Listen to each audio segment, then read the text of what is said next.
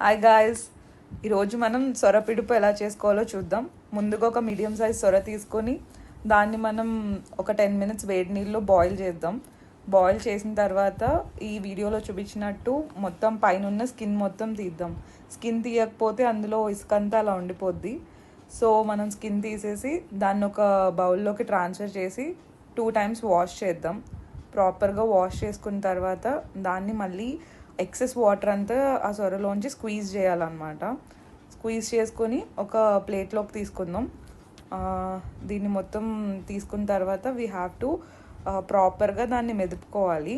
అంటే ఇలా ఒక వాటర్ అంతా పోయేలా చేసుకొని దాన్ని ఒక సైడ్ పెట్టి అందులో మనం ముందుగానే ఆనియన్స్, పచ్చిమిర్చి చాప్ చేసుకొని పెట్టుకుందాం. దాంతోపాటు ఉప్పు, కారం, పసుపు అండ్ మసాలా ఇవన్నీ మనం ముందుగానే క్లీన్ చేసుకొని పెట్టుకున్న సొరపిడుపులో కారం తగినంత, ఎక్కువ తినే వాళ్ళు ఎక్కువ యాడ్ చేసుకోవచ్చు, అండ్ పసుపు, ఉప్పు, మసాలా పేస్ట్ ఇవన్నీ యాడ్ చేసి బాగా మిక్స్ చేసుకొని ఒక సైడ్ పెట్టుకుందాం. పార్ట్ 2లో కలుద్దాం. బాయ్.